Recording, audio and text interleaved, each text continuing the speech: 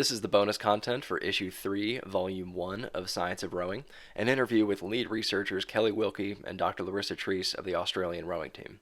This dynamic duo of medical professionals has been involved in rowing for many years, and they're helping lead the way in producing excellent rowing research around injury analysis and reduction.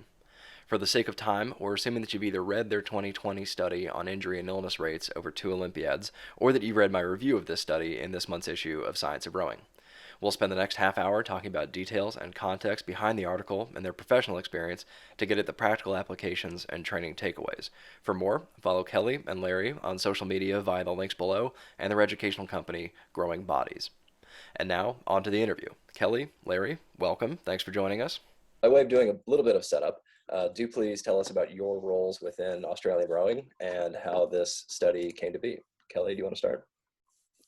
Yeah, sure. I travelled with the Australian rowing team from 2008 through to 2016, so over two Olympiads, the London and Rio Olympiad.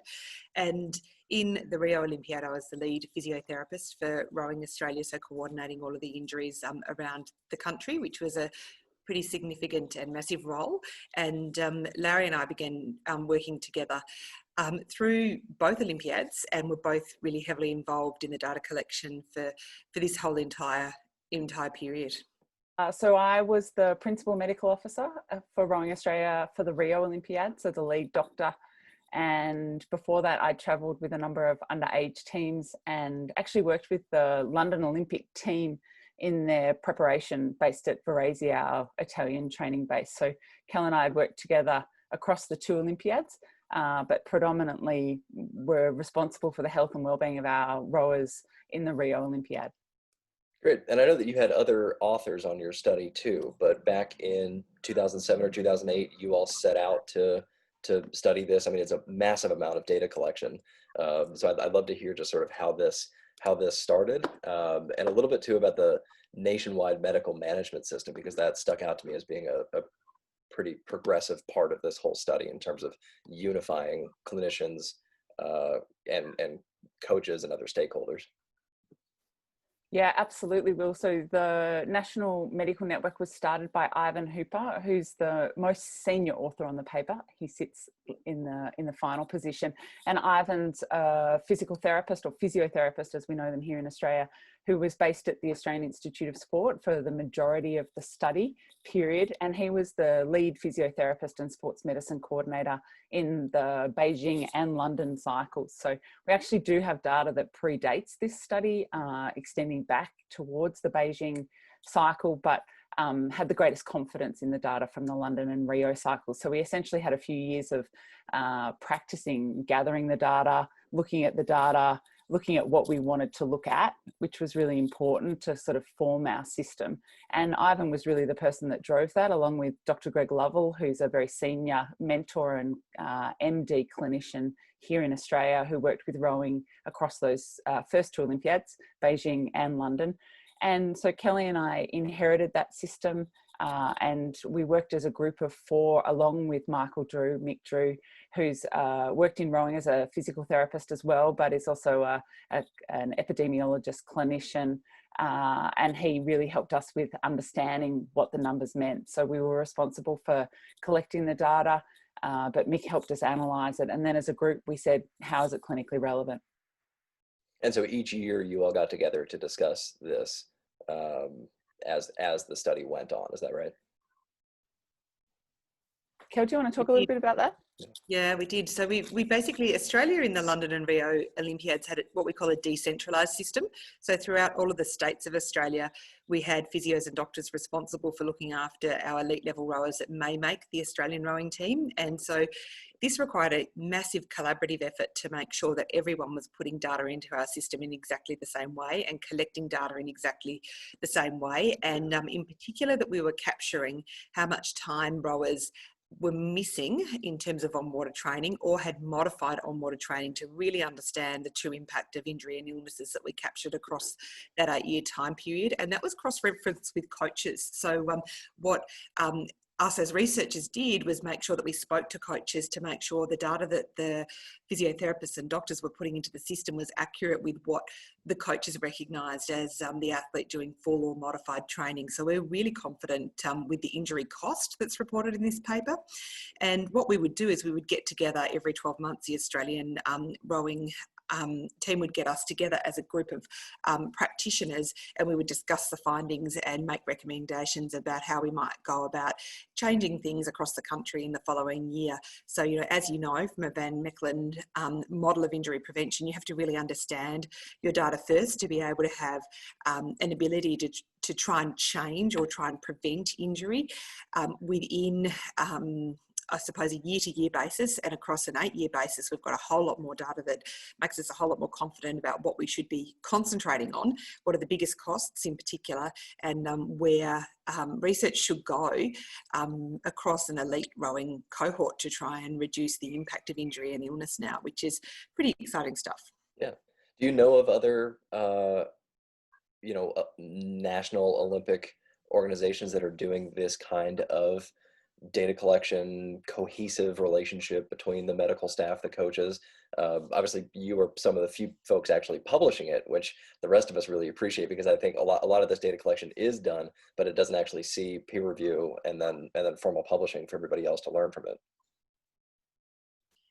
Yeah, I think the data itself, it's the first data set that we know of that's been collected in this way, and certainly there are countries across the world that are collecting this data, but we collected it in a prospective way with a research goal in mind at the end of it, to make sure we're all collecting the exactly the same way, and making sure we're all filling out exactly the same data set. So we're not aware of anyone that's done that for more than a 1-year period. And on behalf of the rowing community, then, thank you for all of your efforts that goes into this. I mean, it's a huge amount of work, as anybody can see from reading the study and hearing about it especially over the 8-year period. So the big findings to me seem to be the burden of injury from lumbar spine and chest wall pain or rib pain, which was consistent with the rest of rowing injury research. Illness being an underappreciated factor. I joked in the podcast that the line about that was maybe a little bit quaint now in the modern era. I know, since it usually takes some time between writing and publishing. I think everybody's really thinking about illness now, but how much are we going to be doing that in the future? So I want to talk more about that finding as well. The gender difference was interesting, with more low back pain in males, but more chest wall pain in females. And then there was, of course, the issue of static ERGs in the Rio Olympiad and dynamic ERGs in the London Olympiad, and what you found from there. But before we get into that, what surprised you in those findings? Well, I think from our perspective, we were really cognizant that chest wall pain and low back pain were our musculoskeletal issues right across the 2 Olympiads. We knew that's where we lost time. We knew that's what interrupted training and preparation for athletes and crews. Illness really caught us by surprise, and as a doctor or an MD, you would assume that I would be right across illness, but it comes in such small little doses, and it costs so few days per episode that I think it's really easy to dismiss it as an issue. And you're 100% right. This is in those days prior to the global pandemic with coronavirus. So illness is on everyone's mind at the moment. But if we think back to the Rio Olympiad, we were concerned about gastrointestinal disease and we were concerned about Zika virus. There's certainly always something, but we've never really appreciated the cost of the common cold. And what we found in the paper was that actually illness was the highest single cause of time loss, and that it actually accounts for a huge percentage of training time lost in our athlete group. And that's not just important because of the time lost, but because of the sort of time that's lost. So Fiona Wilson, who's a colleague of ours in the rowing research world, has done a great paper where she followed the Irish rowers across a 12-month period. And she found that if you were injured, you were actually able to cross-train more in terms of volume in that period of injury than what was prescribed for your non-injured colleagues. But what we know when you're sick is that often precludes any training at all. And I think that's actually a greater cost because we're not keeping the load up to the body. And we know that a decreased period of training, the athlete's more susceptible potentially to other injuries as they reload or after a period of reloading. So illness, while it's on everyone's mind at the moment, was really the surprise that came for me from our study. It's interesting too, from the perspective of a former college rowing coach, that coming to practice ill is sort of a mark of pride for many rowers, and it's a point of discipline for many coaches. But I think we haven't been thinking about the level of viral spread or spread of illness as we are now. So I thought that was a really important note too, to quantify that in terms of the actual cost to all that. Yeah, I think it's really important, and we were really strict as we moved towards our Rio preparation, that if you were sick, you weren't in the team environment. You weren't eating with the team, you weren't socializing with the team, and you certainly weren't training with the team. You were doing everything you could to get better while protecting the rest of your crew and colleagues from the infection that you had. Yeah, and so let's talk about ERGs, because in 2008, you all and your colleagues advised the rowing coaches at the time of the general superiority of dynamic ERGs based on the literature at the time. And they agreed and changed to dynamic ERG training and testing primarily or exclusively. Is that all accurate? Yeah, that was the recommendation that came from the medical group, and what ended up happening is all of the testing was moved to being done on dynamic ERGs, and of course if all the testing's being done on dynamic ERGs, all the rowers start to train on dynamic ERGs, because that becomes, part of the way that they're ranked throughout the country. And really I think Australia thought that the rest of the world would probably move in that direction as well, that they thought there was fairly clear association with injury and dynamic ERG. And really, because the data hadn't been collected up until that point, we weren't able to compare what happened pre-2008 to when we changed to dynamic ERG and whether that actually, reduced injury. But when we came around to the London Olympiad, so when we were looking at 2013, we did have a change in coaching staff that were leading the Australian rowing team across the country.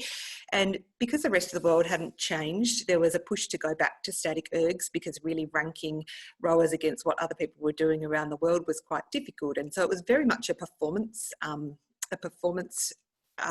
change, if you like, to be able to get an idea of ranking. And we did see an increase in low back pain in that Olympiad. And while we think that there is an association, and it's probably better to use dynamic ERGs to be able to reduce your risk of low back pain, there were certainly some really big differences in the cohort between the London and the Rio Olympiad that we also need to appreciate, that could explain our findings as well. And the most obvious one is that when we look at low back pain, and when we talk about the difference between static and dynamic ERGs, we have to remember that there was an increased risk for low back pain, but not chest wall pain. When we look at our low back pain data, we only had males having a lot of low back pain in the London Olympiad, and we had a lot more females having low back pain in the Rio Olympiad. And we had a very experienced female group of rowers in the London Olympiad that had lots of training years at the elite level behind them. And in the Rio Olympiad, we had quite a number of younger under 23 athletes step up to the elite training environment, and we saw a big spike in low back pain in females in the Rio Olympiad. So it's hard to appreciate that in our numbers of the study, because females are certainly more represented by chest wall pain cost of injury rather than low back pain. But we had a less experienced group overall in terms of training years in the Rio Olympiad, and in terms of females in particular. So we need to take that into account as well. We certainly think that there's probably some causative link between dynamic and static ERGs, and our recommendation for preventing low back pain would be that you would use a dynamic ERG. But some coaches would argue that performance, they would still prefer you on a static ERG. So it's not perfectly causative just yet, but it's certainly something that we think needs further research in a prospective way. And that balanced argument is a really good one to start, I think. Yeah, the word performance is interesting in this context because it is performance of a sort, but not the kind that you get medals for, right? So it almost seems like a sideshow kind of performance. And of course, you all have the men's world record in the 2K distance on a static erg, and I wonder would anyone have cared if he had done it on a dynamic erg, Yeah, you that's know? a really interesting point, isn't it? And I suppose there is no world record on the dynamic Well, erg that yeah, I is mean, as they keep prestigious. them, but That's right, but exactly right, it's as prestigious, yeah. exactly. So you make a very good point in your summary of our study, Will, in terms of the fact that there's a real cultural element to this. And changing culture in sport is really difficult. And getting coaches to change to dynamic ergs was actually a really big achievement in that London cycle. But yeah, changing the culture and changing that all over the world is going to be something that is difficult. And from a performance point of view, I think sometimes the dynamic erg is seen as being more loaded, and therefore maybe you being able to get more of a training effect out of it. But there's lots of argument back in the other direction as well. Yeah, yeah, it's interesting that there could be so much sort of more objective benefits to one mode, and yet the other mode is held in higher regard by rowers, coaches, fans, spectators, sort of everybody across the rowing world. Yeah, it would need a massive cultural change, including, a lot of the indoor rowing competitions to move to dynamic as well. And as you also rightly point out, Will, in your commentary, there's an increased cost in relation to that by either putting sliders under a static erg or by using a different form of dynamic erg. So there's lots really to get through to make a significant change.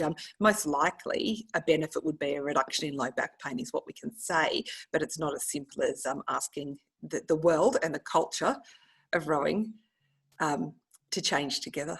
Right.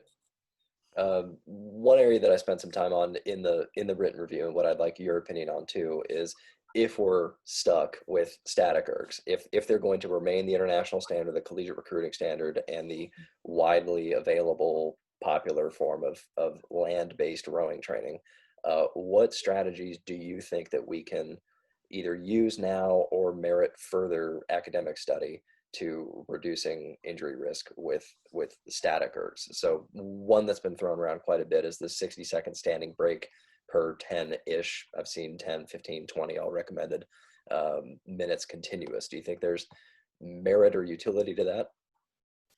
Yeah, I think there is, and it's certainly something that I prescribe as a clinician and that I speak to coaches about all the time.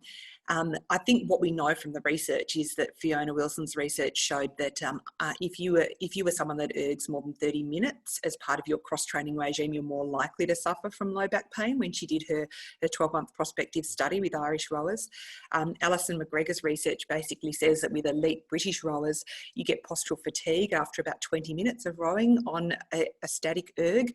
So the one thing that we say to rowers in Australia, and we're working a lot in the development space now, so Larry and I have come out of the elite end of the sport and are trying to put that knowledge back into the development end of the sport, is that essentially we think you're more likely to get low back pain when you reach a position of postural fatigue. And that's probably why static ergs have an increased prevalence, if you like, or an increased incidence of low back pain compared to dynamic ergs, because the loads are higher and you're probably fatiguing a fair bit quicker.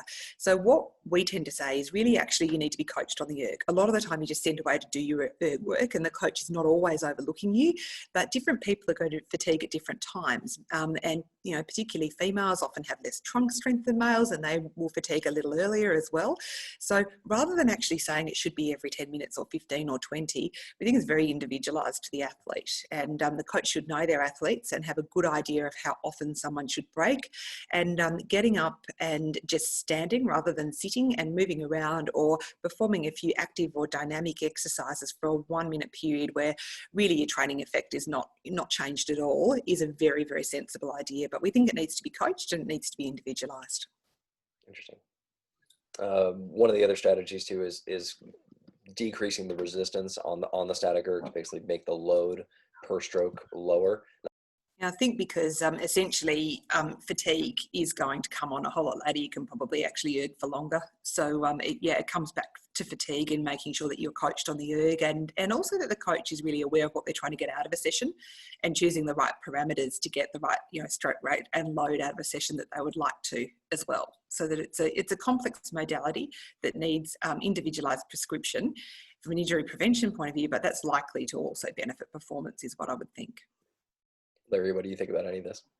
Well, the one thing I would observe is that we're really fortunate in Australia that we can row year round on water. So our setup's really different to what you might experience in Vermont, for example. So we don't have a period where we take our athletes off the water and only have them doing erg as well. So I think there's some implications there for the interpretation of our data or the application of our experience to different programs. And I think that's actually a really important aspect, is if you can only erg from your rowing training point of view, those factors are even more important in terms of fatigue, direct coaching, understand individual athletes and prescribing to them accordingly is really, that would be our key message when it comes to erg. So regardless of the modality that you choose, and as a clinician working with young rowers now in particular, I'll often use a dynamic ergo to return someone to training because of the load related factors. It's a nice segue into a heavier load, but always it needs to be coached, it needs to be individualized, and that the athlete has to be able to row well on the ergo to prevent injury. Talking of different modalities gets me thinking of one of the other findings that stuck out to me, which was the burden of cross-training activities on injury, and that it was about a quarter of the injuries that you recorded didn't come from rowing or erging, and the large amount of acute injuries that came from road biking in particular.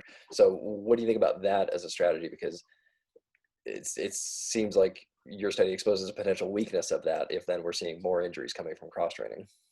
Yeah, we absolutely found that for acute injuries, which are relatively uncommon in rowing because of the style of training and the lack of contact in terms of the competition and training environment, that a large number of the acute injuries came from cycling accidents. And there are a number that stand out for me in my time in rowing that were significant season interrupters for athletes who had accidents on the bike. There's obviously different ways that you can cross-train on a bike, so there's far less risk of trauma if you're doing so internal, like indoors on a stationary bike versus outside in the traffic or the trees.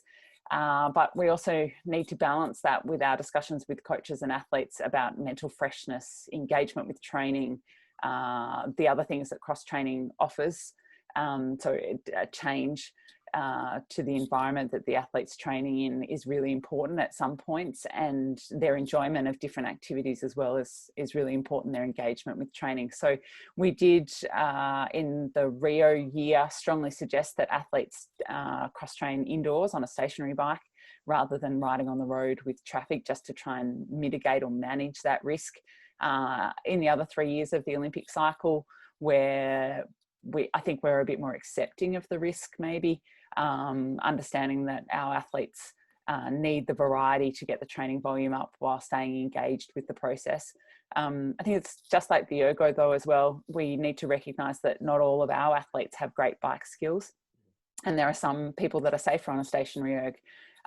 We compare that to some of our most successful athletes who have also been successful cycling athletes, and it's very difficult to suggest to them that they maybe choose a lower risk profile when they get so much from doing their cross training outside.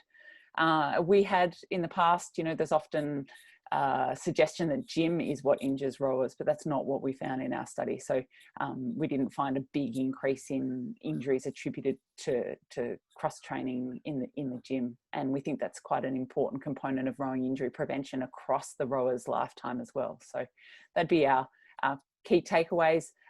Again, different in Australia because we do have great weather for riding outside for a lot of the year, particularly when we spend our winter in Europe, and we can ride outside in Italy as well. So we want to make sure we're engaging with our athletes.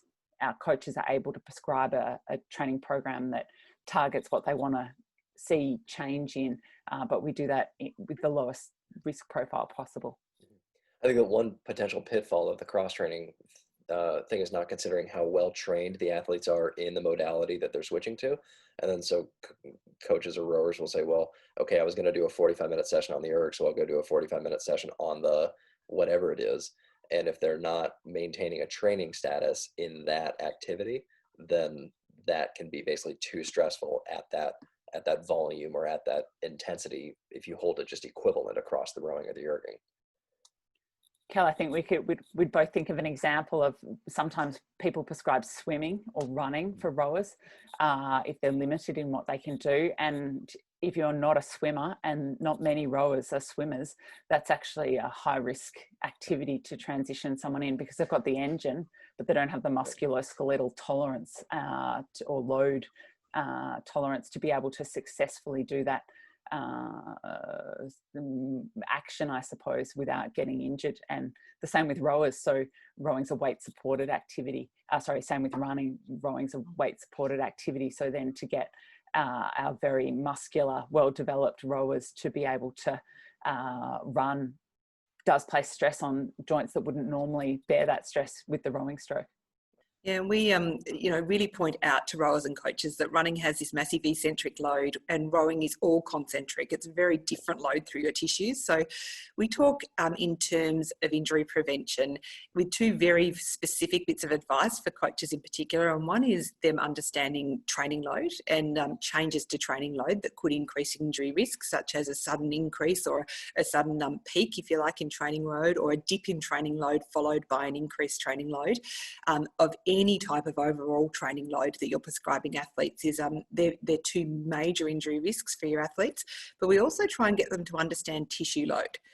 That tissue load is also a risk, because you can keep your training load very, very steady, but all of a sudden if you change what tissues you're loading, and so you're loading, your tendons a whole lot more when you're running.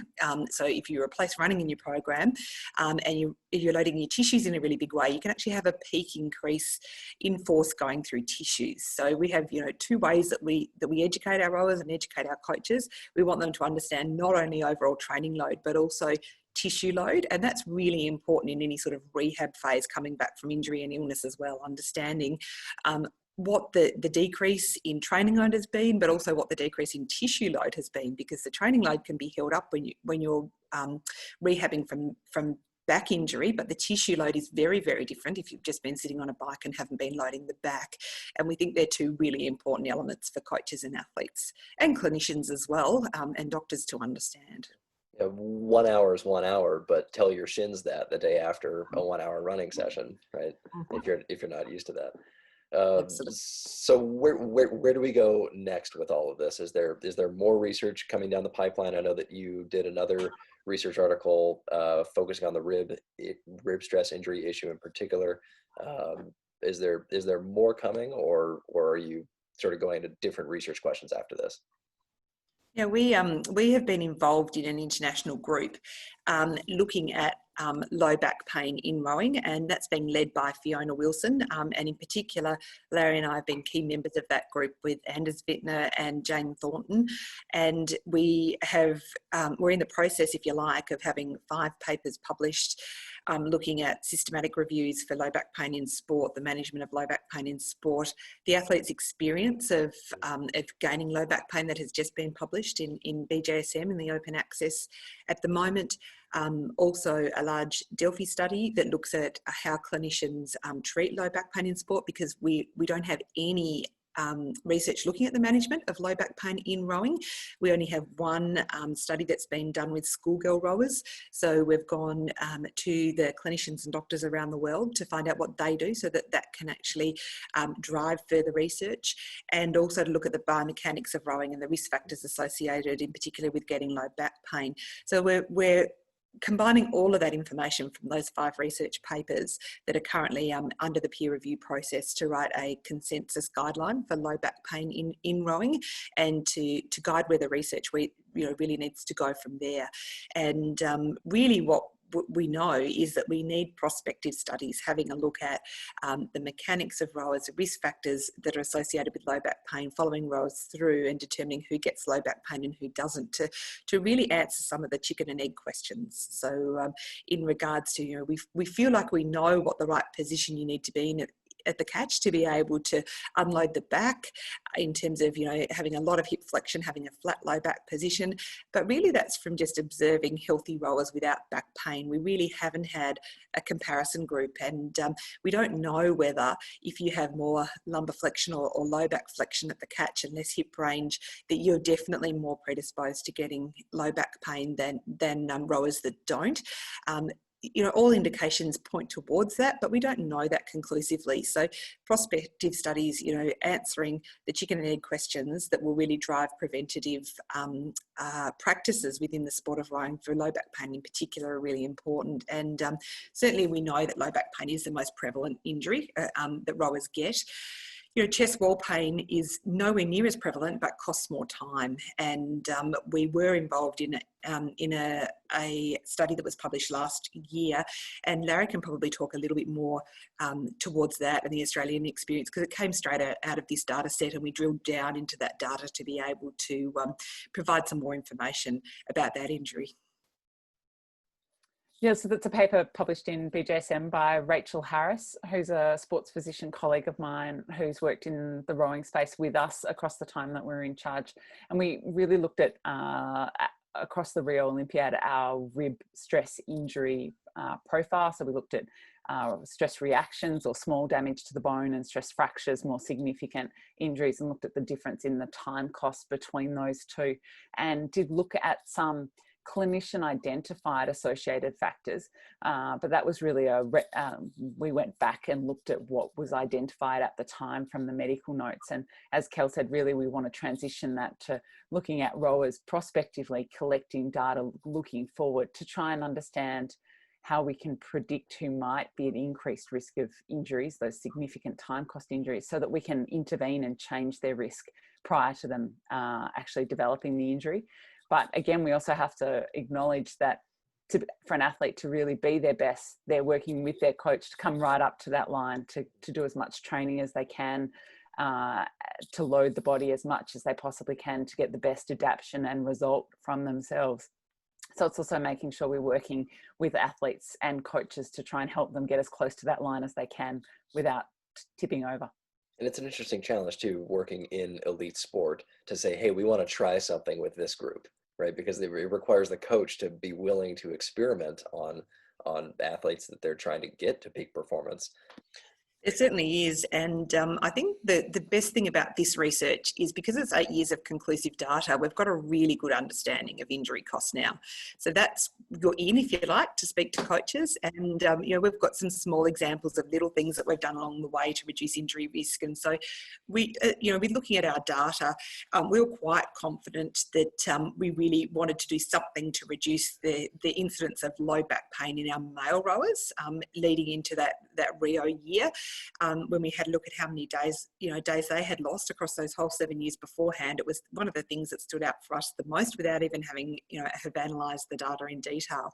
And so we were able to sit down with coaches and say, look, our clinical suspicion about this is that males actually lose hip flexion range when they're in really hard training. And that's because you're working with these athletes all the time, and it's something that you acknowledge that you think is an issue, and you draw on your knowledge from the biomechanical research that says that there's a suggestion that a reduced hip motion and not being able to get into a vertical pelvic position, a flat low back position at the catch, may be something that could reduce low back pain. So as a small example, and we certainly don't have enough numbers to publish, we sat down with the coaches of all of the male crews in that 2016 Olympiad and said, okay, after every single training session, if you were to do 3 stretches, hip flexors, glutes and hamstrings off the back of every single training session, and we thought that may reduce your incidence of getting your possibility of getting low back pain this season. Would you do it? And the coaches said, yes, we absolutely would. It's not going to cost a lot of time. It's not going to, take a lot of time away from our athletes. And they said, but, you need to get your athletes to agree as well. They were adults. They were well informed. We had discussions with each individual crew and they agreed to do it as well. And we certainly had we didn't change how often we got low back pain in that year, but we changed the amount of time cost to low back pain in that year. it was really, it was a very small amount. In fact, it was only 7 days with our male athletes across from when they were selected to actually go to the Olympics through to the end of the Olympics. Our whole male team, and it was a large team, only had 7 missed or modified days for low back pain in that year. Now, we don't have enough, data to be able to say conclusively we had an effect, but they're the small things that you can start to do that guide where you might go next with this type of research. And certainly you're right, doing it in an elite population is difficult, but if you have trust amongst your coaches and they can see a performance benefit in that, they see a bit of a magic number of having to get 90% of the training done to be able to deliver a performance in Olympic Games. So, if you can convince them that you can make a big difference to time lost with one of these big injuries, whether they be chest wall pain or low back pain, or with regards to illness, and probably more so now, I think we have an ability to do some research in this area at an elite and sub-elite level, which is really powerful because our junior and developing athletes are very, very different because they're not as proficient in what they're doing at the moment, and they're growing and going through lots of different changes in their body that make them not easy subjects for research. So tell us more about where we can find you both and what more is coming up there. So when we finished in the elite environment after the Rio Games, Kellie and I both had family and private practice things that we wanted to go on with. And so we didn't want to totally take all of our knowledge from the sport of rowing and not put it back where we saw the greatest need, which is not actually in the elite environment, but it's with our junior athletes and trying to prevent their first ever episode of low back pain. So what we know is that having an episode of low back pain is the greatest predictor that you will have another episode. And in work that we've done with the team, we realized that a lot of our athletes, by the time they made it into the senior team, had already had back pain as a junior athlete. And so there's a huge opportunity in rowing to look after the backs of our rowers, but that has to start as in a development space. And so we got together, we like spending time together, and we wanted another excuse to spend time working together, but also catching up.